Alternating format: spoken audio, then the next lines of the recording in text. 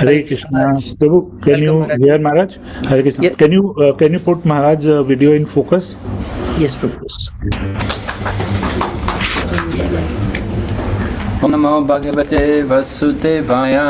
Om Namo Bhagavate Vasudevaya. Om Namo Bhagavate Vasudevaya. Om Namo Bhagavate Vasudevaya. Om Namo Bhagavate Vasudevaya. Om Namo Bhagavate Vasudevaya.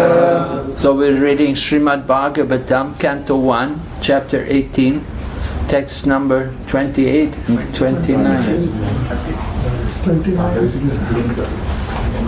Right? Yeah. 29 and 30, Maharaj. 29, Oh, 29 and 30. 29 and 30. Oh, okay, I got it wrong. Okay.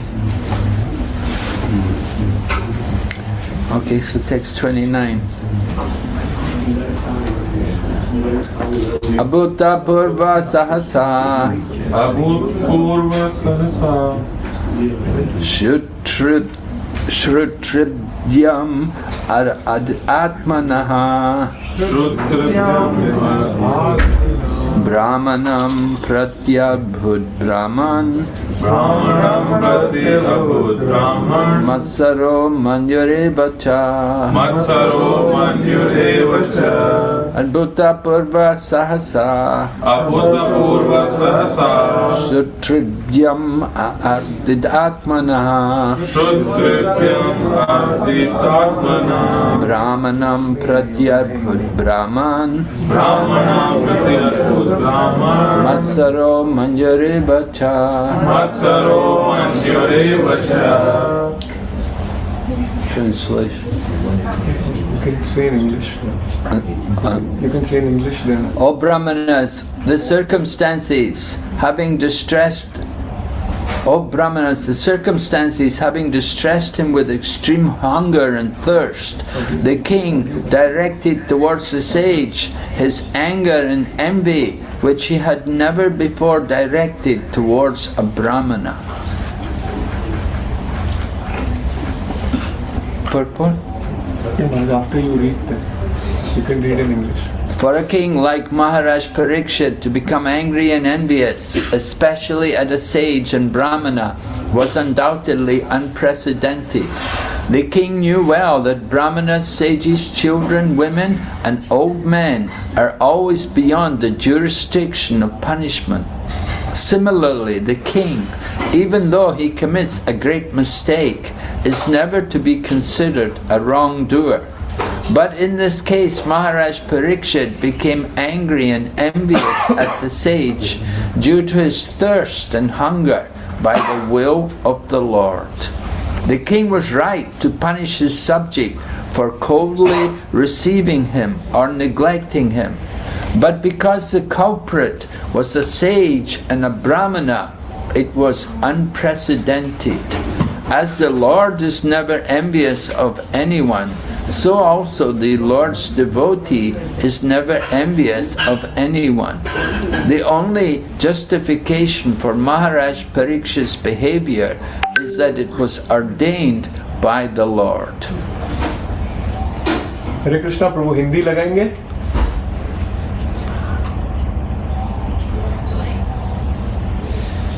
हाँ लगाया. हे ब्राह्मणों, ब्राह्मण मुनि के प्रति राजा का क्रोध तथा द्वेष अभूतपूर्व था, क्योंकि परिस्थितियों ने उन्हें भूखे तथा प्यासे बना दिया था. तात्पर्य शिला प्रभुपाद जी के द्वारा. जय शिला प्रभुपाद. महाराज परीक्षित जैसे राजा के लिए एक मुनि तथा ब्राह्मण पर इस तरह क्रुद्ध तथा द्वेषपूर्ण होना निस्संदेह अभूतपूर्व था. राजा भली भांति जानते थे कि ब्राह्मण, साधु, बालक, स्त्रियां तथा वृद्ध पुरुष दंड के दायरे के बाहर होते हैं. इसी प्रकार राजा भले ही भयंकर भूल क्यों न करें, कभी गुनहगार नहीं माना जाता. लेकिन यहाँ पर महाराज परीक्षित भगवान की इच्छा से अपनी भूख तथा प्यास के कारण मुनि पर क्रुद्ध हो गए. राजा का अपनी प्रजा को अपना सत्कार न होने या अपनी उपेक्षा करने के लिए दंड देना ठीक था, लेकिन चूंकि दोषी एक मुनि तथा ब्राह्मण थे, अतएव यह अभूतपूर्व घटना थी। जिस तरह भगवान किसी से ईर्ष्या नहीं करते, उसी तरह भगवत भक्त भी कभी किसी से ईर्ष्या नहीं करते। महाराज परीक्षित के इस आचरण की एकमात्र सफाई यही है कि भगवान द्वारा ऐसा पूर्व नियोजित था। Text number 30. Satu Brahma Rishi Amse Gatasam Huragam Rusha Vinirgash Chandanash Kotya Nidaya Puramagata. Translation. While leaving, the king, being so insulted, picked up a lifeless snake with his bow and angrily placed it on the shoulder of the sage. Then he returned to his palace. The king thus treated the sage tit for tat, although he was never accustomed to such silly actions. By the will of the Lord, the king, while going away, found a dead snake in front of him, and he thought that the sage, who had coldly received him, thus might be coldly rewarded by being offered a garland of a dead snake. In the ordinary course of dealing, this was not very unnatural, but in the case of Maharaj Parikshit's dealing with a Brahmana sage, this was certainly unprecedented. It so happened by the will of the Lord. Hindi Prabhu, thank you. इस प्रकार अपमानित होकर राजा ने लौटते समय अपने धनुष से एक मृत सर्प उठाया और उसे क्रोधावश मुनि के कंधे पर रख दिया। तब वे अपने राजमहल को लौट आए। राजा ने मुनि के साथ जैसे को तैसा का व्यवहार किया, यद्यपि वे इस प्रकार की मूर्खतापूर्ण कार्यवाही के अभ्यस्त न थे। भगवत इच्छा से राजा ने लौटते समय अपने समक्ष एक मरा हुआ सर्प देखा और सोचा कि जिस मुनि ने उन्हें इस प्रकार उपेक्षित समझा है, यदि उनके गले में मृत सर्प की माला पहना दी जाए तो वे भी इसी प्रकार उपेक्षित हो जाए। सामान्य व्यवहार में यह अधिक अस्वाभाविक न था, लेकिन एक ब्राह्मण मुनि के साथ महाराज परीक्षित का यह व्यवहार निश्चित रूप से अभूतपूर्व था। यह भगवान की इच्छा से ही हुआ। Om Jnanatimirandasya Jnananjana Shalakaya Chakshurmilitam Yena Tasmai Shri Gurave Namah Vanchakalpatarubhyasya Kripa Sindhubhaivacha Patitanam Bhavanibhyo Vaishnavibhyo Namo Namah Shri Krishna Chaitanya Prabhu Nityananda Shri Advaita Gadadhar Shri Vasadi Gaur Bhaktivinoda Hare Krishna Krishna Krishna Hare Hare Hare Rama Rama Rama Hare Hare. So these two verses are describing the cause of Maharaj Parikshit being cursed by the son of the sage who he had insulted. तो ये दो श्लोक बता रहे हैं क्या कारण था महाराज परीक्षित का श्रापित होना, क्योंकि महाराज परीक्षित ने उस मुनि की बेइज्जती की थी।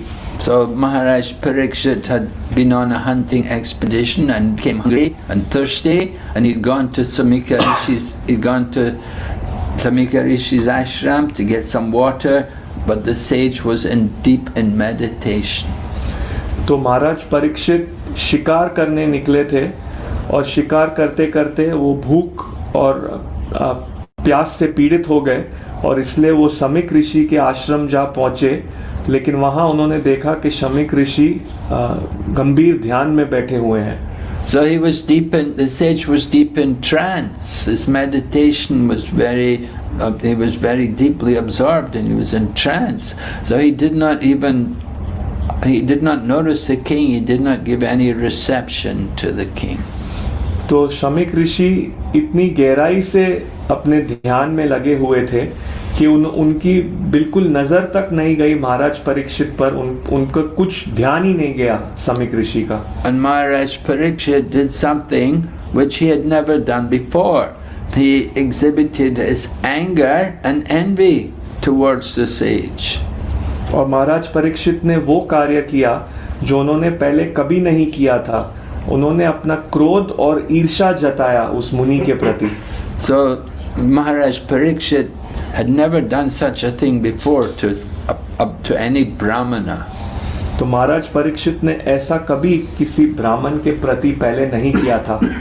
So Srila Prabhupada argues that Maharaj Parikshit was right to punish the sage because he did not receive him, he neglected him. तो श्रीला प्रभुपाद जी लिखते हैं कि महाराज परीक्षित सही थे उस मुनि को दंड देने में, क्योंकि उन्होंने उनका सत्कार नहीं किया था और उन पर ध्यान नहीं दिया था. But Maharaj Parikshit also, you could say that he should not have become angry, he should not have been envious of the sage, he should have controlled his mind and senses. परंतु ऐसा भी कहा गया है कि महाराज परीक्षित को क्रोधित नहीं होना चाहिए था उस मुनि पर, अपने इंद्रियों और क्रोध पर नियंत्रण करना चाहिए था. Of course, because he's a king, the king he cannot do any wrong. बेशक क्योंकि वो राजा हैं, वो कुछ गलत नहीं कर सकते हैं. It's customary wherever there's the royalty, they can break the laws, they don't get any fines. तो ऐसा देखा जाता है सामाजिक तौर पर भी कि जब भी राज्य परिवार से जो लोग होते हैं वो कुछ कानून का को पालन नहीं करें तो उनको दंड या कर नहीं दिया जाता उसके लिए. And so that even in the Vedic culture it was like that the king was never considered to have done anything wrong. तो वैदिक साहित्य के अनुसार भी ऐसा ही माना जाता था कि कभी भी नहीं सोचा जाता था कि राजा ने कुछ गलत किया है. But still the Maharaj Parikshit, as a saintly devotee, he should never have displayed any anger or envy towards anyone. परंतु फिर भी महाराज परीक्षित एक साधु भक्त होने के नाते उनको अपना क्रोध और इस प्रकार का व्यवहार किसी के प्रति नहीं करना चाहिए था. And because he's a devotee, actually he wasn't envious of anyone, so it was unusual that he exhibited that behavior. तो क्योंकि वो भक्त थे, ऐसा नहीं था कि उनको किसी के प्रति ईर्ष्या थी, इसलिए ऐसा कहा जा रहा है कि उनका अव्यावहारिक तरीके से उन्होंने बर्ताव किया. He didn't have a habit to do these things, but therefore we can understand that what happened, it was the arrangement of the Supreme Lord. उनकी आदत नहीं थी इस प्रकार का व्यवहार करना, इसलिए हम समझ सकते हैं वहाँ पर जो घटना घटी वो भगवान द्वारा रची गई थी. The Lord arranges all of these different situations to put a person into difficulty sometimes. तो भगवान इस प्रकार की घटनाएं रचते हैं कभी कभी व्यक्ति को तकलीफ में डालने के लिए. And we often say, or Lord Krishna himself said, this is his special mercy when he comes and takes everything away from his devotee. तो भगवान कृष्ण भी ये कहते हैं कि ये उनकी विशेष कृपा होती है जब वो आके भक्त का सब कुछ हर लेते हैं. We think, oh, Krishna's mercy is when he gives us. हमें लगता है कि कृष्ण की कृपा है जब वो हमको देते हैं. But Lord Krishna said his greatest mercy is when he takes everything away from us. परंतु भगवान कृष्ण कहते हैं कि उनकी सबसे महान कृपा तब होती है जब वो हमसे सब कुछ हर लेते हैं. And then when we're in a helpless condition, then we can more feelingly approach Krishna and we can surrender ourselves. फिर जब हम असहाय स्थिति में हैं, उस समय हम भावना के साथ कृष्ण से संपर्क कर सकते हैं और उनका शरण ले सकते हैं. So this whole incident of Maharaj Parikshit behaving like this in an angry and envious manner, it was all the arrangement of Lord Krishna. तो ये जो विशेष घटना है, महाराज परीक्षित ईर्ष्या और क्रोध के साथ व्यवहार किए हैं, ये जरूर ही भगवान द्वारा रचित घटना थी। Lord Krishna not only wants to deliver Maharaj Parikshit, but he wants to arrange also for the speaking of Srimad Bhagavatam. भगवान कृष्ण केवल महाराज परीक्षित का उद्धार ही नहीं करना चाहते हैं, वो सबका उद्धार करना चाहते हैं श्रीमद् भागवतम बोले जाने के माध्यम से। In the beginning of Srimad Bhagavatam, one of the questions asked by the sages to Sutta Goswami, they wanted to know where are the religious principles found now that Lord Krishna has departed from the world. तो श्रीमद् भागवतम के पहले कुछ प्रश्नों से जो वहाँ पर अन्य ऋषि मुनियों सूत गोस्वामी से पूछते हैं, उनका एक प्रश्न ये था कि अब धर्म के सिद्धांत कहाँ चले गए हैं, क्योंकि कृष्णा यहाँ से चले गए हैं तो अब धर्म के सिद्धांत कहाँ हैं। So long as Lord Krishna was present in the world, he was a personification of all religious principles. But now that he had departed, the sages wanted to know where could they find the religious principles. जब तक कृष्णा इस भूमि पर थे तब वे ही व्यक्तिगत स्वरूप थे धर्म के सिद्धांतों का, लेकिन अब जब वो जा चुके हैं तो सब ऋषि मुनि जानना चाहते हैं कि अब धर्म के सिद्धांत कहाँ हैं। And this was answered by Sutta Goswami. He said, Krishne swadamo pagate dharma jnana dibita kalonishta drishamesha puranarto dhrano. The Srimad Bhagavatam is as brilliant as the sun, and it has arisen just after the departure of Lord Krishna for his own abode. तो इसका उत्तर श्री सूत गोस्वामी श्लोक के माध्यम से देते हैं, कृष्ण स्वधामोपगते धर्म ज्ञानादि सह, कि जो अब कृष्णा के जाने के बाद ये श्रीमद् भागवतम है जो सूर्य की तरह तेजस्वी है और सब धर्म के सिद्धांत श्रीमद् भागवत में है। Persons who have lost their vision due to the dense darkness of the age of Kali can get light from this Purana. जो लोग अपनी वास्तविक रूप से चीजें देखने की शक्ति खो चुके हैं भ्रम के अंधकार के कारण, वो सब कुछ सही से देख सकते हैं श्रीमद् भागवतम के माध्यम से। So we can see the plan of Lord Krishna, how he arranged this cursing of Maharaj Parikshit, on one hand to deliver Maharaj Parikshit from his material life, and the other hand to also arrange for the speaking of Srimad Bhagavatam. तो हम देख सकते हैं कैसे कृष्णा ने ये घटना घटी कि एक तरफ से उन्होंने महाराज परीक्षित का भला किया, उनका उद्धार होगा ये घटना से, और इसके साथ साथ पूरे समाज का उद्धार होगा क्योंकि अब श्रीमद् भागवतम बोली जाएगी। So a devotee, when difficulties come upon him, a devotee will always accept it as the plan of Krishna. तो एक भक्त ये होता है कि जब उस पे कुछ मुसीबत आए तो वो इसको कृष्ण की योजना ही समझता है। Difficulties will come. It's the nature of the material world. We cannot avoid them. मुश्किलें तो आएंगी, ये भौतिक जगत का स्वभाव ही है, आप इनसे बच नहीं सकते। But we should always be fixed in our service to Krishna. We shouldn't give up our religious principles. परंतु मुश्किलों के बीच में भी हमें हमारी जो भक्तिमय सेवा है भगवान के लिए उस पे स्थित रहना चाहिए, धर्म के सिद्धांत को कभी नहीं त्यागना चाहिए। And there's a nice verse in relation to this spoken by Lord Brahma in the Srimad Bhagavatam.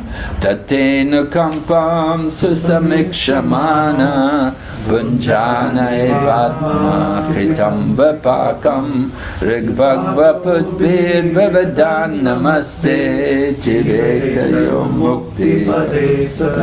Lord Krishna is saying that Lord Brahma is saying that when a devotee accepts all reverses which come upon him, when he accepts them as being reactions due to his past activities, but goes on with this devotional service, then he becomes qualified to become my unalloyed devotee. तो इस विषय में एक बहुत ही सुंदर ब्रह्मा जी द्वारा कहा गया श्लोक है जो महाराज जी ने कहा, प्रत्येनो कंपा सुसमीक्षुमाणो, कि जब एक भक्त अपने ऊपर आई मुश्किलों को अपने पहले किए गए कर्मों का परिणाम ही समझता है और फिर भी भक्ति के कार्य में लगा रहता है, तब वो योग्य हो जाता है भगवत प्राप्ति के लिए। So we will see the nice example of Maharaj Parikshit, how he accepted the news of his curse. तो हम यहाँ एक अच्छा उदाहरण देखते हैं इस विषय में कि किस प्रकार महाराज परीक्षित ने उनको जो श्राप मिलने वाला है उसका समाचार किस प्रकार स्वीकारा। When the news came that he'd been cursed by the son of Samika Rishi, he said, "Well and good." तो जब उनको ये सूचना मिली कि समीक ऋषि के पुत्र ने उन्हें श्राप दिया है तो उन्होंने कहा अच्छा, बहुत अच्छा है। He was reflecting on what he had done, and he was feeling some guilt on that. He was thinking, why I did like that? I certainly, that behavior was not proper, and he was feeling very sorry and repentant for what he had done. तो वो सोच रहे थे उन्होंने जो कार्य किया जिसके कारण उन्हें ये श्राप मिला, और उन्हें शर्मिंदगी महसूस हो रही थी, और उन्हें ये अनुभव उन्होंने स्वयं कहा कि सही है क्योंकि मैंने वो कार्य सही नहीं किया था। And so when the news came that he had been cursed to die in 7 days, he said, "Oh, well and good." तो जब ये समाचार आया कि उन्हें 7 दिन में मृत्यु प्राप्त होगी तो उन्होंने कहा ओ, अच्छी बात है। And he immediately takes the opportunity to give up everything, to give up his royal throne, leave the royal palace, take off the royal dress, and go to find people who can help him to prepare for leaving the world. और ये इस अवसर को इस प्रकार महाराज परीक्षित स्वीकारते हैं कि अपना जो राज्य थाट, सब राज्य, वस्त्र, महल, सबको त्याग देते हैं, छोड़ के निकल जाते हैं और उन व्यक्तियों को खोजने निकल जाते हैं जो इस स्थिति में उनकी सहायता कर सकते हैं। We see in Srimad Bhagavatam also the example Maharaj Chitraketu. When he was cursed by Mother Parvati, he was cursed to become a demon. तो हम श्रीमद् भागवतम में एक और हिस्से में देखते हैं महाराज चित्रकेतु की कथा कि माँ पार्वती द्वारा उन्हें एक राक्षस बनने का श्राप मिला था। Yeah, Maharaj Chitraketu had laughed at Lord Shiva because he was embracing his wife in the presence of so many saintly persons. तो महाराज चित्रकेतु शिव जी पर हंस पड़े थे क्योंकि वो इतने साधुओं के बीच में अपनी पत्नी को आलिंगन कर रहे थे। So Lord Shiva didn't take any offense because he was friends with Chitraketu. But Parvati got angry and she cursed that you don't know how to behave properly. You're not fit to be in the presence of my husband. You should become a demon. तो शिव जी को इस बात का बिल्कुल बुरा नहीं लगा था क्योंकि वे तो मित्र थे महाराज चित्रकेतु के, परंतु उनकी पत्नी पार्वती माता को बुरा लगा और उन्होंने कहा तुम हंस रहे हो, तुम योग्य नहीं हो यहाँ इस सभा में बैठने के लिए, तो मैं तुम्हें श्राप देती हूँ, तुम्हें राक्षस शरीर प्राप्त होगा। And when Maharaj Chitraketu got that curse, then he just offered obeisances to Mother Parvati and thanked her. He didn't get angry, he didn't get upset, he didn't counter curse her. तो जब महाराज चित्रकेतु को ये श्राप मिला, वो परेशान नहीं हुए, वो वहाँ पर माँ पार्वती को प्रणाम किए और धन्यवाद किए, गुस्सा या परेशानी व्यक्त नहीं किए।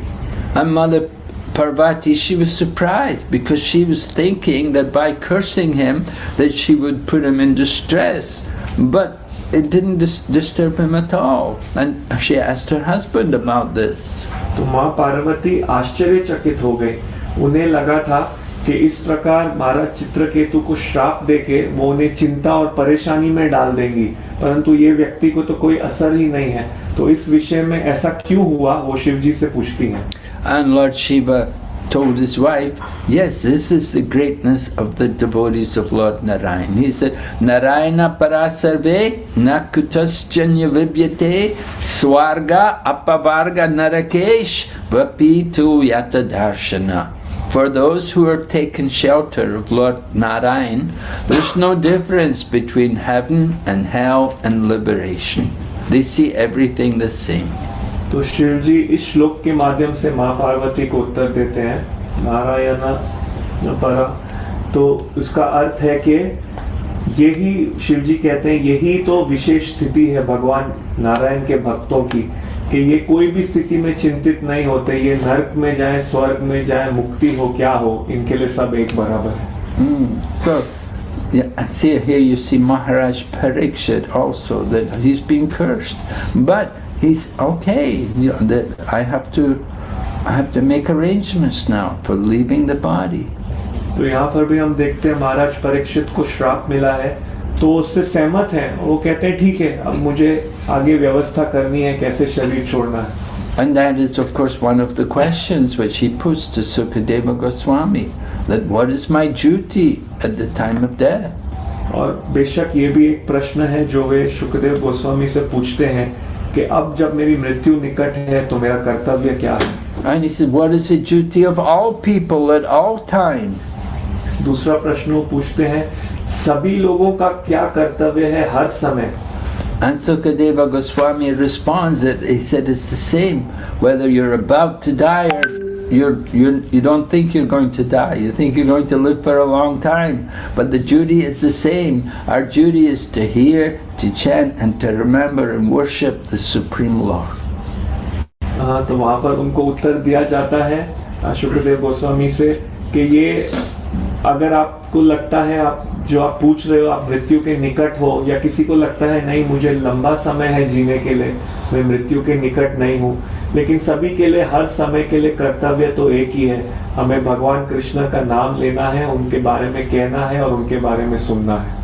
So when we get reverses, when things come in our life like this, things which we didn't expect, which we didn't want, we have to understand this is the plan of the Lord. तो जब ऐसे विपरीत परिस्थिति आती है जीवन में, जो कोई घटना हम सोच नहीं रहे हैं होने वाली है लेकिन हो जाती है, तो हमको इसे भगवान की योजना की तरह देखना चाहिए। But a devotee can also think, this is my karma, I must have done something in the past. परंतु एक भक्त को ऐसा भी सोचना चाहिए कि ये मेरा कर्मा है, मैंने जरूर कुछ गलत काम पहले किया होगा। Devotee we don't want to say, oh, it's Krishna, he's doing this to me. But we will accept, I must have done something myself to deserve this. भक्त ऐसा नहीं सोचता, ओ ये कृष्णा है, ये मेरे विरुद्ध ऐसा कर रहा है। भक्त सोचता है नहीं, जरूर मैंने कुछ किया है जिसका परिणाम मुझे मिल रहा है। No, Maharaj Parikshit, he's a great soul. He had already, he's Vishnu Rata. When he was in the womb of his mother, Ashwatthama had come and thrown the Brahmastra and tried to destroy him. तो महाराज परीक्षित महान आत्मा है, हाँ वो विष्णु रता है। जब वो अपने माँ के गर्भ में थे तब अश्वत्थामा ने उन्हें ब्रह्मास्त्र उनकी माँ के गर्भ की ओर फेंक दिया था उन्हें मारने के लिए। And at that time, the Lord, in the womb of Uttara, where Maharaj Parikshit was situated before his birth, the Lord protected him from the burning heat of the Brahmastra weapon. और उस समय जब वो अपने माँ के गर्भ में थे, भगवान ने स्वयं आकर उनकी रक्षा की, ब्रह्मास्त्र की जो गर्मी है उससे बचाया। So Maharaj Parikshit had the vision of the Lord like that while he was in the womb of his mother. He had seen the Lord and he'd been protected by the Lord. तो इस प्रकार महाराज परीक्षित को भगवान का स्वयं का दर्शन हुआ था जब वो अपने माँ के गर्भ में थे। केवल दर्शन ही नहीं, भगवान द्वारा उनकी रक्षा हुई थी।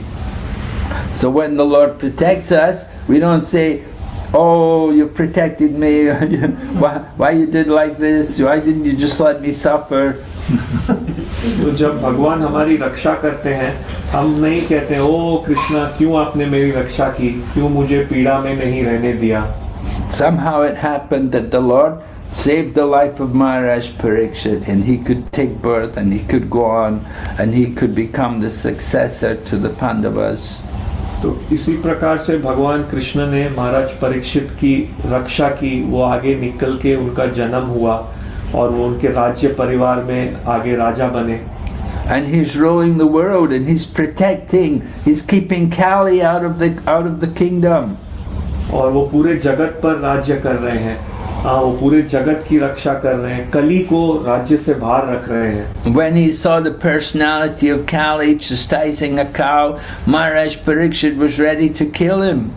जब उन्होंने देखा कि जो कली का व्यक्तिगत रूप है, हाँ वो एक गाय को हानि पहुंचा रहा था, महाराज परीक्षित उसे मारने के लिए तैयार हो गए।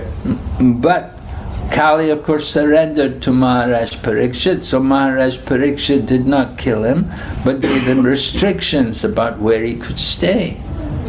तो कली ने महाराज परीक्षित का शरण लिया, तो इसलिए महाराज परीक्षित ने उन्हें मारा नहीं, परंतु कुछ नियम बना दिए कि हर जगह नहीं, वो सिर्फ कोई चुने स्थानों में ही रह सकते हैं। Maharaj Parikshit told him, you can only stay where where people are not following the religious principles, where people are eating non-vegetarian food, and where there's intoxication, gambling, or illicit sex. You can only stay there. But personality of Kali said, then there's nowhere, because in your kingdom nobody is doing these things. तो उन्होंने कली के व्यक्तिगत रूप से कहा कि आप केवल उन्हीं जगहों में रह सकते हो जहां धर्म के सिद्धांत को पालन नहीं किया जाता, जैसे कि जहां मांसाहार हो, अवैध स्त्री संग हो, जुआ हो, नशा इत्यादि हो। तो ये सुन के कली ने उन्हें कहा, ओ फिर तो मेरे रहने के लिए कोई जगह बची ही नहीं है, क्योंकि आपके राज्य में तो ये सब होता ही नहीं है। So Maharaj Parikshit was such a wonderful king that he could ensure that in his kingdom everyone was following religious principles. तो महाराज परीक्षित इतने अद्भुत राजा थे कि वो ये बात जरूर देखते थे कि उनके राज्य में हर कोई धर्म सिद्धांत का पालन कर रहा है। So then he went on to give personality of Kali the concession that you can live wherever people are hoarding gold. तो उन्होंने फिर उन्हें एक छूट दी कली को, महाराज परीक्षित ने, और कहा ठीक है, आप ऐसे स्थान में रह सकते हो जहां लोग सोना इकट्ठा कर रहे हैं। Because wherever people are hoarding gold, then the irreligious principles will come there in course of time. क्योंकि जहां भी लोग सोना जमा करके रख रहे हैं, जरूर आने वाले समय में वहां अधर्म आ ही जाता है। So we can understand something of the greatness of Maharaj Parikshit, that what a very saintly, powerful personality he was as a king.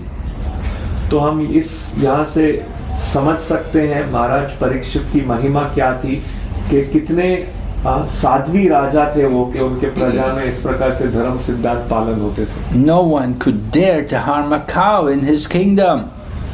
कोई कोशिश भी नहीं कर सकता था गाय को नुकसान पहुंचाने के लिए उनके राज्य में। He was so moral and so religious, and everyone loved him. But now he's being cursed to die for a minor offense. तो इतने धार्मिक थे वो कि पूरी प्रजा उन्हें प्रेम करती थी, परंतु अब स्थिति ये है कि एक छोटे से अपराध के कारण उनको श्रापित किया गया है कि उनकी मृत्यु होगी। Yeah, it was just done on the spur of the moment, without any thought. It wasn't a premeditated thing which he did, but somehow he saw the dead snake there and he took it and put it around the neck of the sage. तो ये कोई पहले ध्यान करके किया गया अपराध नहीं था ना, वो इस प्रकार है कि उसी क्षण उस मौके में हो गया था कि उन्होंने वहां मृत सांप देखा और उस मुनि के गले में डाल दिया। So it was all the arrangement of the Supreme Lord. तो ये पूरी भगवान की व्यवस्था थी। The Lord arranged that Maharaj Parikshit would not be received, and the Lord arranged there'd be a dead snake, and Maharaj Parikshit would put it round the neck of the sage. तो भगवान ने ये घटना रची कि महाराज परीक्षित का वहां कोई सत्कार नहीं किया जाएगा। भगवान ने ये घटना रची कि वहां पर एक मृत सर्प पहले से ही होगा, और भगवान ने ही ये घटना रची कि वो सर्प को उठा के वो ऋषि के गले में डाल देंगे। And of course the Lord also arranged that the son of the sage, Shringi, would see this and he would put the curse on Maharaj Parikshit. और बेशक भगवान ने ही ये घटना रची कि उन ऋषि के पुत्र श्रृंगी ये घटना को देखेंगे और महाराज परीक्षित पर ये श्राप डालेंगे। So we don't think it was the karma of Maharaj Parikshit, but rather it was the plan of the Lord.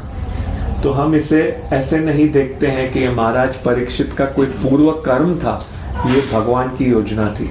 And we have to develop that kind of consciousness to see things, to see the arrangement of Lord Krishna behind everything. और हमें इस प्रकार की चेतना जागृत करनी है कि हम हर घटना के पीछे कृष्णा की व्यवस्था देख सकें। He is showing Maharaj Parikshit that his real home is not here on this planet, that he wants Maharaj Parikshit to go back to the eternal kingdom, the spiritual world.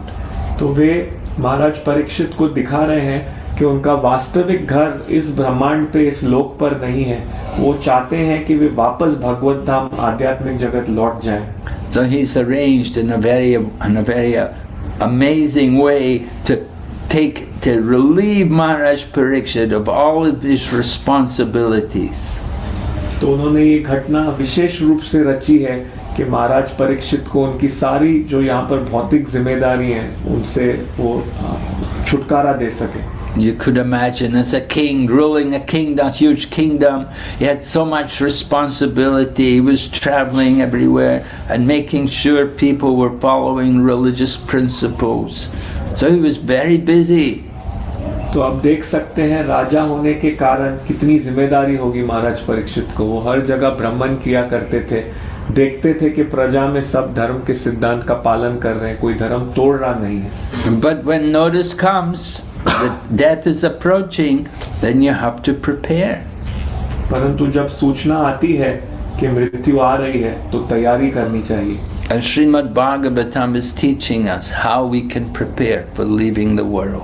और श्रीमद् भागवतम हमें सिखा रही है कि किस प्रकार हमें तैयारी करनी चाहिए ये दुनिया छोड़ने के लिए। Some people they teach the art of living. Srimad Bhagavatam teaches us the art of dying. कई लोग जीने की शिक्षा देते हैं, श्रीमद् भागवतम मरने की शिक्षा दे रही है। There's a science how to leave this world to be sure of the right destination where we're going. ये एक विज्ञान है कैसे ये जगत को छोड़ें, किस प्रकार से हमें पता हो कि हमारा गंतव्य क्या है, कहाँ हम जाना चाहते हैं।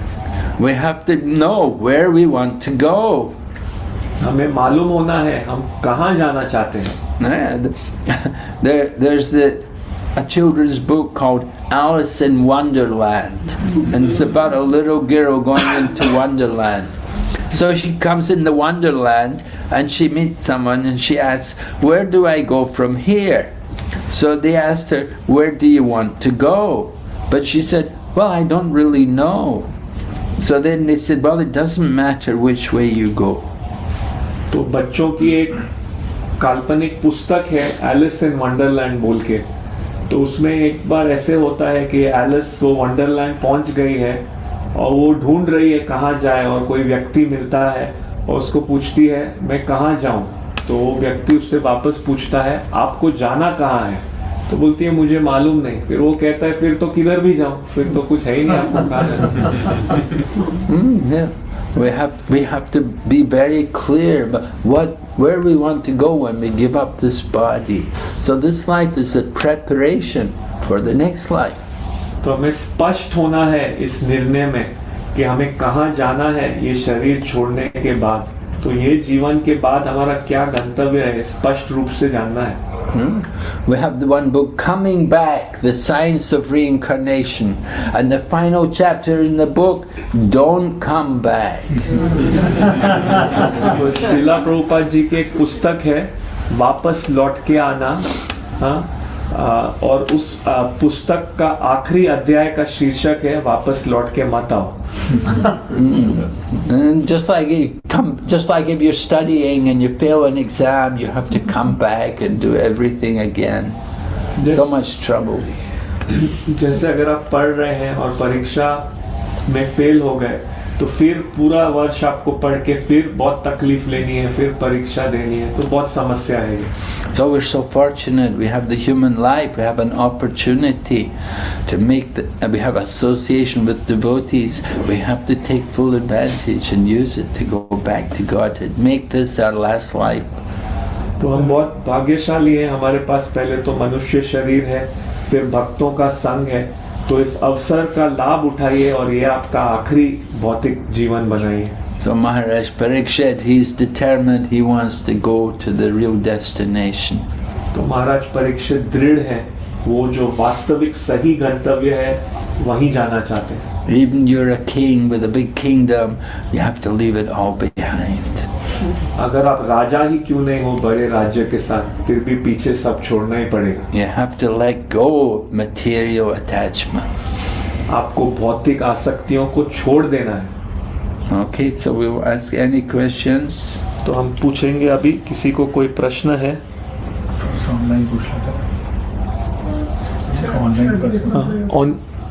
हरे कृष्णा प्रभु, ऑनलाइन किसी को कोई प्रश्न है?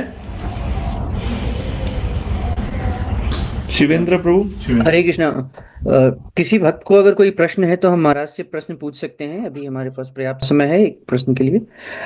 महाराज, I have one question that sometime, as you said, that Maharaj Parikshit got angry and he put the dead snake in the his neck, the sage snakes. So you said that sometime it happened that it's a God's plan, and sometime, so in our life also sometimes we make a mistake. So sometimes we do by our ego, or it's a Krishna's plan. How we understand? Because when we make a mistake as a devotee, we feel very guilty for that. So how we can understand that it's Krishna's will or it's our ego? तो प्रभु का प्रश्न है कि आपने कथा के दौरान बताया कि महाराज परीक्षित के घटना में भगवान ने उनसे वो गलत कार्य कराया कि उन्होंने सर्प ऋषि के गले में रखा, परंतु साधक होने के नाते हम भी हमारे जीवन में कभी गलतियां करते हैं और अनेक बार वो गलतियां झूठे अहंकार के कारण करते हैं। तो कैसे समझे कि हम जो गलती कर रहे हैं वो हमने की है या वो भी भगवान द्वारा की जा रही है? Well, we have to note Maharaj Parikshit hadn't done anything like this ever before. तो आपको ये बात समझनी है कि महाराज परीक्षित ने ऐसा व्यवहार पहले कभी नहीं किया था। So if you're getting angry every week, then it's a different situation, you see.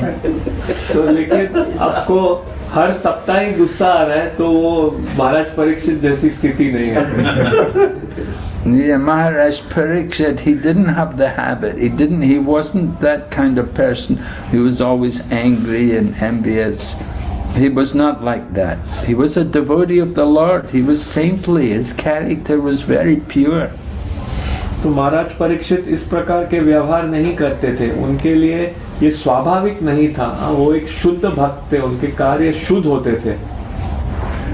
So anger, of course, can be used in the service of the Lord, just like Arjuna and Hanuman, they used their anger in the service of the Lord. तो क्रोध बेशक भगवान की सेवा में भी लगाया जा सकता है, जैसे कि हनुमान जी और अर्जुन जी ने लगाया था।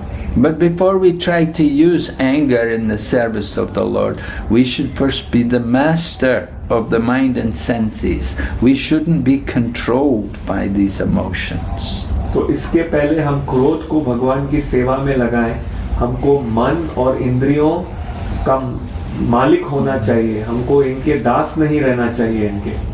And we have to see also how did Maharaj Parikshit respond to this situation. और फिर हमको ये भी देखना है महाराज परीक्षित कैसे उनका क्या मनोस्थिति था अब जब ये श्राप मिला है उसके प्रति। Certainly he was repentant, he was feeling guilty, he was feeling sorry, and then when news of the curse came, then he accepted it. तो बेशक उन्हें बुरा लग रहा था, शर्मिंदगी हो रही थी, और जब श्राप की सूचना आई तो स्वीकार किया उन्होंने। He didn't go and plead that, oh, come on, please, don't do this to me, oh, he just accepted it. उन्होंने जाके उनके पुत्र को, ऋषि के पुत्र को नहीं कहा, ओ कृपा करके मत करो, ऐसा श्राप मुझे मत दे दो। उन्होंने श्राप स्वीकार लिया। And he took it for his advantage to prepare to leave the world, to make advancement out of the world. और उन्होंने इस श्राप को अपने लिए लाभदायक बना दिया कि अब ये श्राप से मैं तैयारी करूंगा कैसे ये दुनिया को मुझे छोड़ना है। So if we get angry out of false ego, it's a whole different thing. It's we're just trying to establish ourselves. We want to be known better. I'm a good person. I'm a great personality. I have we false ego is just it's the big illusion force that we are thinking we are the controller. We're not thinking there's anyone behind us or above us. तो अगर हम झूठे अहंकार से गुस्से में आ रहे हैं, क्रोध में आ रहे हैं, तो वो दिव्य नहीं है। हम वहाँ पर स्पष्ट करके ये दिखाना चाह रहे हैं कि मैं बहुत अच्छा व्यक्ति हूँ, मैं नियंत्रक हूँ, मेरे परे तो कोई है ही नहीं। We're thinking, I'm the doer, I'm the controller. This is a demonic nature. हम सोच रहे हैं मैं करता हूँ, मैं नियंत्रक हूँ, ये आसुरी प्रवृत्ति है। So we have to, the devotee will see everything as the arrangement of Lord Krishna, and he will take advantage for surrender to Krishna, for service to Krishna. तो भक्त सब कुछ देखेगा, ये कृष्ण द्वारा रचित है, कृष्ण की योजना है, और वो हर ऐसी स्थिति को एक अवसर बनाएगा कृष्णा का शरण लेने के लिए। But false ego, and when we're influenced by false ego, we're thinking only about our own sense gratification. परंतु जब हम झूठे अहंकार से प्रभावित हो जाते हैं, हम केवल अपनी इंद्रिय तृप्ति के बारे में सोच रहे हैं। So that's a big difference. The devotee wants to take advantage of everything for surrender to Krishna, to come closer to Krishna. But the false ego, we want to become more enamored with our own situation in the material world. तो ये बहुत बड़ा अंतर है दोनों स्थितियों में। जो शुद्ध भक्त है वो ऐसे अवसरों को लाभ में उठाता है भगवान का और शरण लेने के लिए, परंतु जो अभक्त हैं वो भौतिक प्रकृति में और मोहित होना चाहता है। Thank you, Prabhu. Thank you, Maharaj. Maharaj, there is one more devotee. Shyamvala Prabhuji, you can ask your question. Hare Krishna Maharaj, humble obeisances at your lotus feet. Maharaj, you talked about the art of living, but we are so attached to so many things. So, any key points how we can live? How this art of living goes? Hare Krishna. तो प्रभु पूछ रहे हैं, महाराज आपने कथा में बताया छोड़ने की, दुनिया छोड़ने की कला, परंतु हम इस दुनिया से इतने आसक्त हैं, आप कुछ विशेष टिप्पणी दे सकते हैं कि छोड़ने की कला कैसे प्राप्त करें? Well, art of living is to live in Krishna consciousness, to live with the understanding that this world is temporary, and it's a manifestation of the material world. It's a temporary place. It's not our eternal home. So that is the real art of living, not trying to make an eternal home for ourselves here in this world of birth and death. तो जीने की सही कला है कृष्ण भावनामृत में जीना, ये समझना कि यहाँ पर सब अस्थाई है, ये भगवान की बाहरी शक्ति का प्रदर्शन है, और यहाँ पर हम कुछ समय के लिए है, सब कुछ अस्थाई है, ये हमारी वास्तविक जगह नहीं है, ये सही कला है जीने के लिए। So the art of living is to hear about Krishna and to understand how there's a personality behind this whole creation, and we are all his servants. तो सही कला जीने की है कि हमेशा कृष्ण के बारे में सोचें और सुने, कृष्ण के बारे में सुने, ये सोचे, ये समझे कि यहाँ पर जो कुछ है उसके पीछे कृष्ण है और हम उनके दास हैं।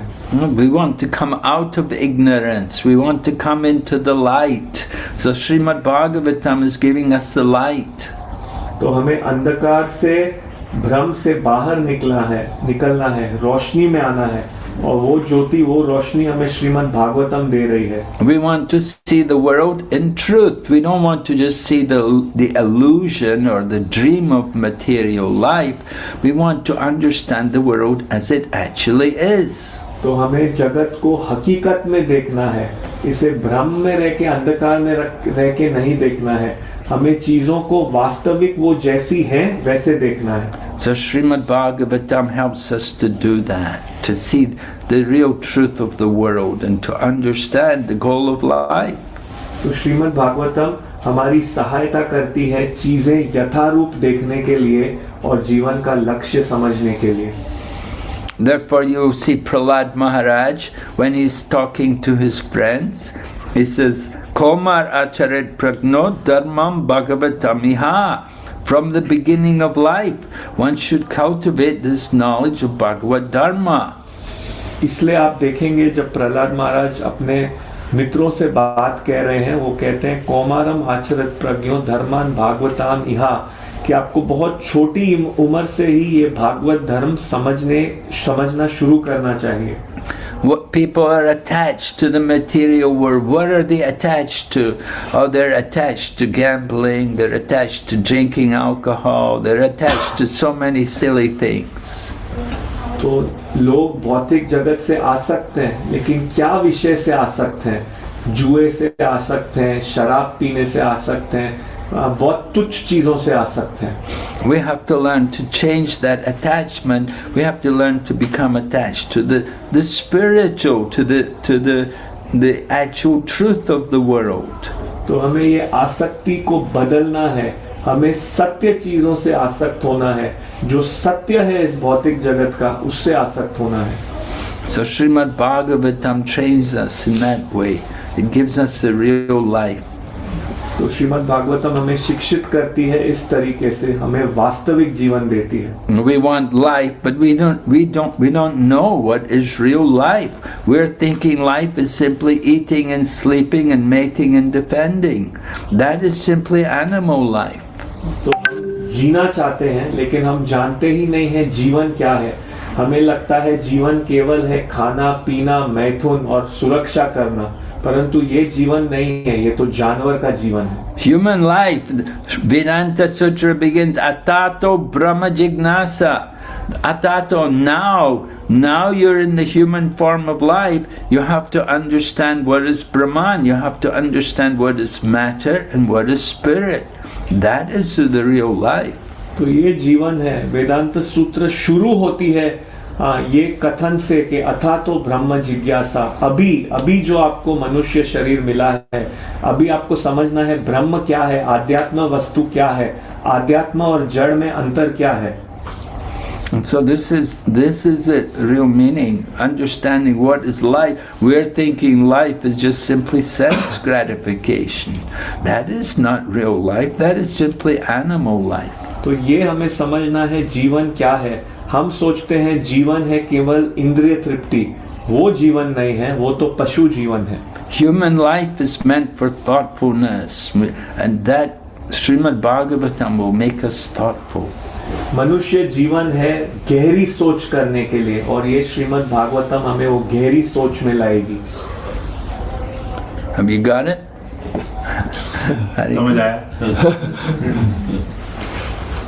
Hare Krishna. हरे कृष्णा। अगर किसी भक्त के पास कोई और प्रश्न है तो हम एक प्रश्न और ले सकते हैं। We have few questions here after that. Thank you, Maharaj, for the beautiful answer. Online हो गया तो यहाँ भी भक्त हैं। यस ऑनलाइन हो गया, yes Prabhu ji, yes please. हम क्लास ऑन रखें, यहाँ पे भक्त पूछेंगे, आप लाइव ऑन रखें या बंद करें?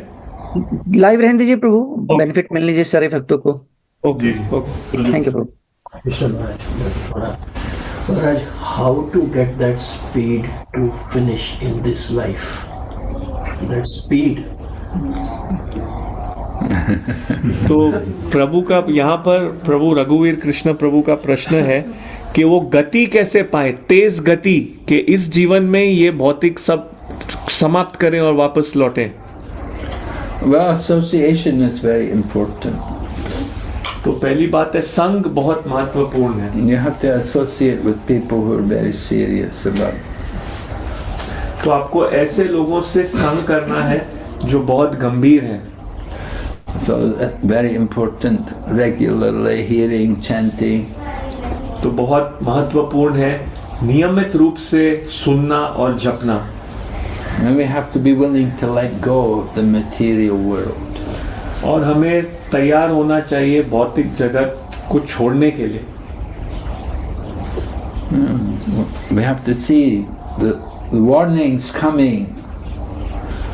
We get warnings, just like, the hair starts to go gray and things like that. It's a warning. You got to prepare to get out this world. You got to become serious. तो हम देखते हैं हमें पहले ही कुछ सूचनाएं, सावधानियां मिलने लगती हैं, जैसे कि बाल सफेद होने लगते हैं। तो ये एक सावधानी है कि हमें तैयार होना है शरीर दुनिया छोड़ने के लिए। We saw Srila Prabhupada, he was really like a marathon runner, and in the final few years of his life, it was like the final sprint, because he knew he didn't have a long time left, and so he was really going fast. तो हम देख रहे थे शिला प्रभुपाद के जीवन में कि जो व्यक्ति भागता है मैराथन रेस में उस प्रकार थे, और मैराथन में जो आखिरी भाग होता है उसमें वो बहुत तेजी से भागता है क्योंकि अब कुछ ही समय बाकी है।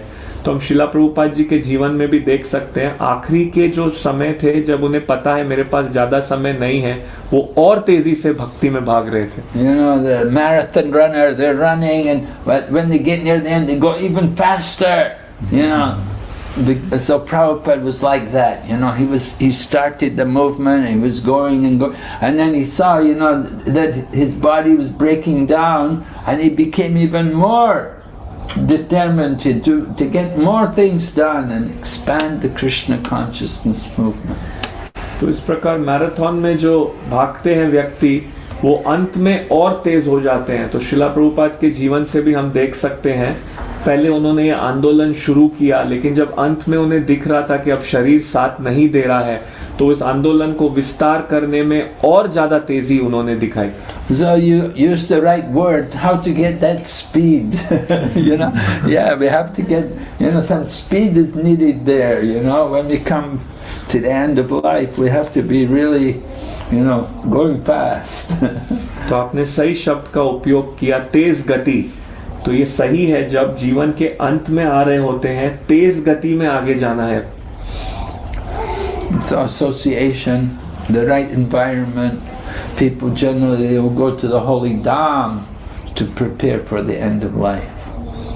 तो सही संग, सही वातावरण, ऐसे देखा जाता है कि जीवन के अंत की तैयारी करने के लिए लोग धाम में जाते हैं। We have that, the dham is there, Vrindavan, Mayapur, these places are there just for that purpose, so that we can go there and intensify our Krishna consciousness before we depart from the world. तो ये धाम जैसे श्री मायापुर धाम, श्री वृंदावन धाम, ये इसलिए है ताकि शरीर छोड़ने के पहले हम वहाँ जा सकें और अपनी साधना और गंभीरता से कर सकें। Yes, Mataji? Thank you, Maharaj, for your wonderful class. Maharaj, I have a question. As you said, there is a collection of gold where Kali comes. So we do a lot of collection, yeah, investment also in gold. So for our children, so how we, Especially Indian family. yeah, Lockers are full. take these things. Yes, well, you have to be conscious of the danger of accumulating the wealth. The temptations will always come because you accumulate a lot of wealth, and you may be thinking, well, in the future, of course, my children will need wealth and like that. But the tendency always comes that, you know, you use it for some other sense gratifying activities.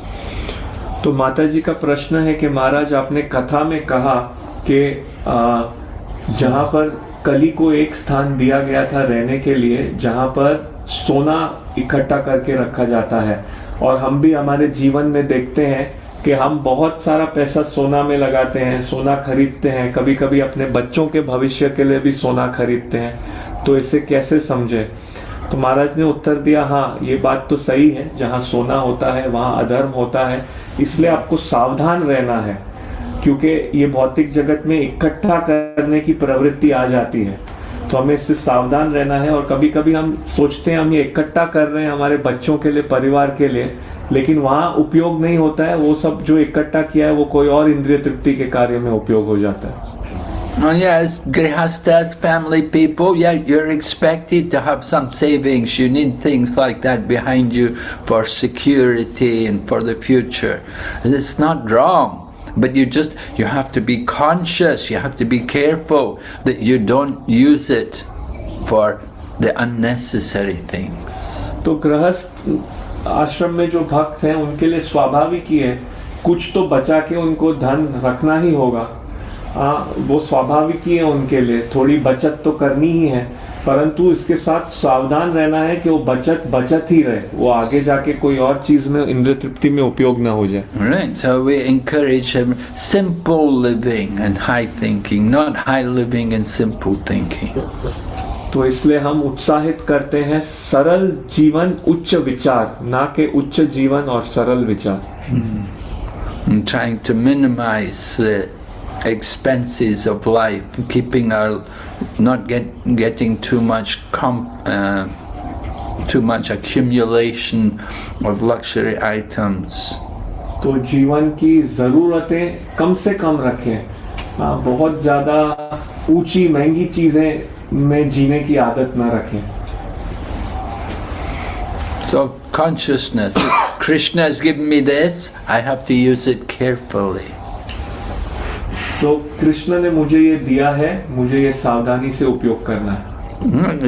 If you waste it, you'll spend a lot of money on lawyers and doctors, these kind of things. They can take away a lot of your money.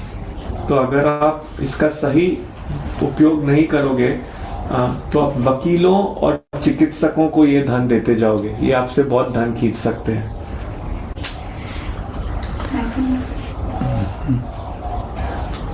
Okay, any other questions? Hare Krishna, Guru Yes, Maharaj, Prabhu. please accept my humble obeisances. Maharaj, I have a question, like because of our conditioning, last so many births, when we enter into the material world, there are situations where people pokes you or makes you angry. So immediately we get a reaction and we give whatever inside, we just through it. So how to handle that situation?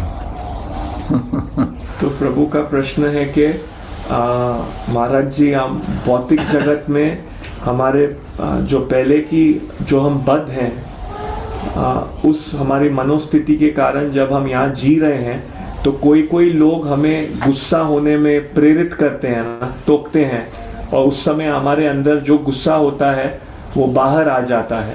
तो इस स्थितियों को कैसे संभालें? So the examples there, like Narada Muni, he made a snake a devotee, and he told the snake, now you're a devotee, you can't bite people.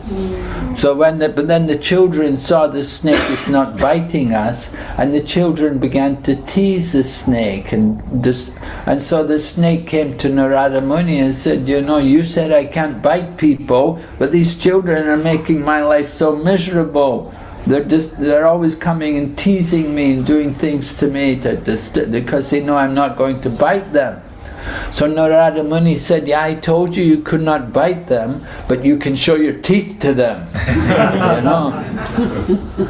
Frighten them away, like that. तो ये प्रभु जी का उत्तर, नारद मुनि जी के एक शिष्य बने थे सांप, और नारद मुनि ने उन्हें दीक्षा दिया था और कहा था अब तुम भक्त हो, अब किसी को काटना मत. तो फिर कुछ समय बाद वो सांप नारद मुनि के पास गए और कहा कि आओ नारद मुनि, आपने तो कहा किसी को काटो मत, अब ये सब मुझे सता रहे हैं, कुछ भी मारते रहते हैं, पीटते रहते हैं. तो नारद मुनि ने कहा,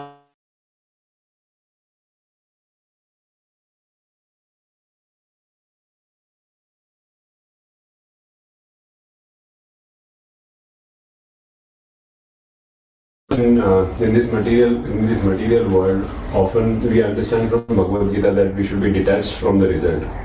But somewhere or the other, when we continue to work, subconsciously we get attached to the result, despite knowing the fact that we should be detached to the result, and it is Krishna who controls whether we should get that result or not. But while we are continuing to do that work, we forget this fact, and then we forget that fact for a long time. And then we get into that spiraling thoughts that we are not getting the result of what we are doing.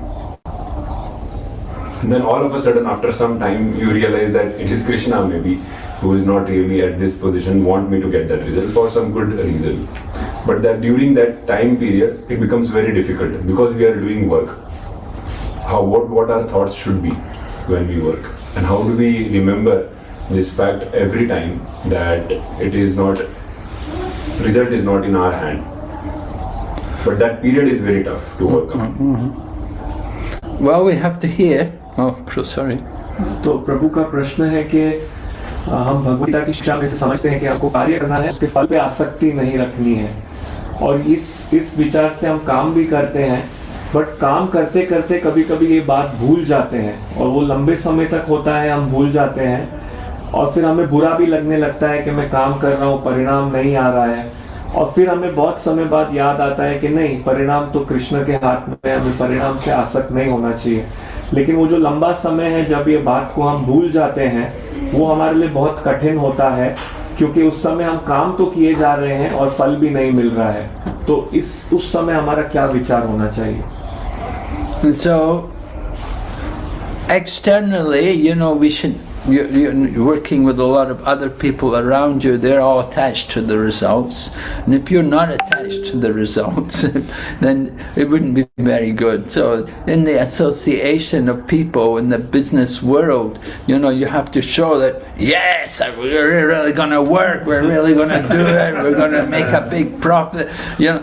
But in your heart, you have to remind yourself that, you know, it's really up to Krishna, it's not up to me, you know. So you have to play a role, really, you know, in the material world. You put on an external feature that, yeah, we're really going to go out there, really going to, but inside, in the heart, you have to be thinking that it's really up to Krishna. If Krishna wants, that will happen.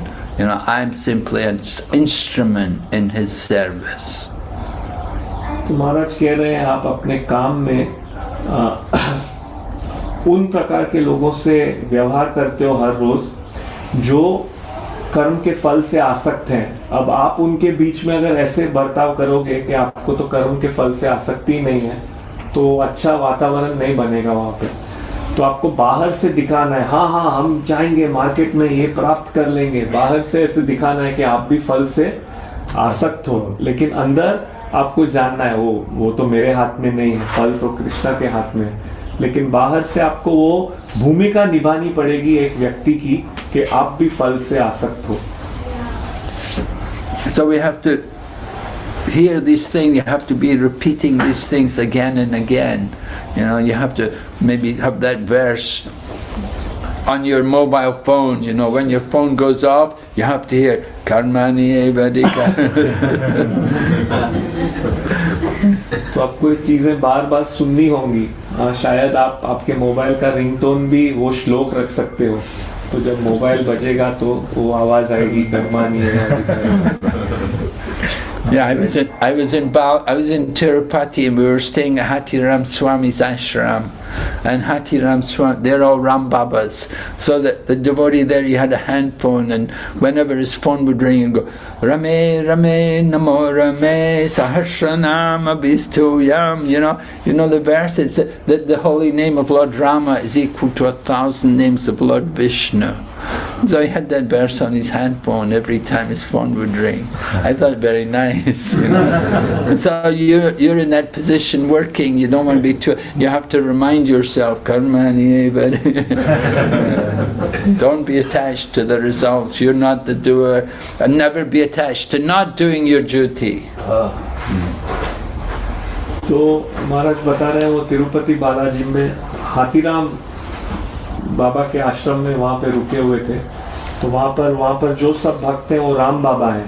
तो उन भक्त के mobile में जब भी कोई call आता था तो वो श्लोक बजता था, सहस्र राम नाम वरानने श्री राम रामेति मनोरमो मनोरमे। तो जो एक भगवान कृष्ण का नाम 3 राम के नाम के बराबर है, और भगवान राम का एक नाम पूरे विष्णु सहस्त्र नाम के बराबर है। तो ऐसे ही आप भी नौकरी कर रहे हो, आप भी भूल जाते हैं, तो आप भी ऐसा रिंगटोन लगो कि आपको भी याद रहे कि आपको आसक्त नहीं होना है फल से। और दूसरी बात, काम नहीं करने से भी आसक्त नहीं होना।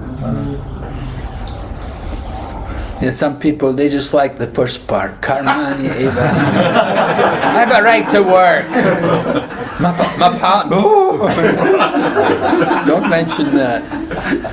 कोई लोगों को इस श्लोक का पहला भाग ही अच्छा लगता है, हाँ मुझे काम करने का पूरा कर्तव्य है, ओ फल नहीं देना है लेकिन। Okay. Any other questions? Thank you Maharaj. Shivanand Prabhu ji, आप कुछ बोलना चाहेंगे? हाँ प्रभु। हरे कृष्णा महाराज की जय हो। हिज होलीनेस भक्ति विज्ञान नरसिंह स्वामी महाराज की जय। Such a wonderful blessing Maharaj gave us today. Bhagavatasya Hoya. Thank you so much. Today is द्वादशी। आज द्वादशी है। पारायण टाइमिंग 5:36 से 10:08 है, और फिश प्रोग्राम प्रोग्राम हमारे सिटी हॉल में रेगुलर होगा 5 बजे से लेकर के 8 बजे तक, और 12 क्लास देंगे आज जगह तारीख को उस विषय पर महाराज आज प्रकाश डालेंगे। और आज विशेष दिन ये भी है कि बेंगलुरु के अंदर हमारे काफी डिवोटी लोग जमा हो गए दामोदर देश से। आज परमेश्वर गौपुत्र रंगेश का विवाह होने वाला है वहां पर, हम सब उनके लिए प्रे करेंगे। Hare Krishna Prabhu. Over to you Shivendra Prabhu. Thank you Prabhu. So आइए हम सभी भक्त महाराज के आज इस वंडरफुल क्लास के लिए धन्यवाद करते हैं। वांछा कल्पतरुभ्यश्च कृपा सिन्धुभ्यैव च पतितानां पावनेभ्यो वैष्णवेभ्यो नमो नमः। Thank you, Maharaj. Thank you very much. Maharaj, with your permission, can I move other? Yes, please. Thank you, Shivendra Prabhu. Hare Krishna. Thank you, Prabhu. Thank you. Thank you.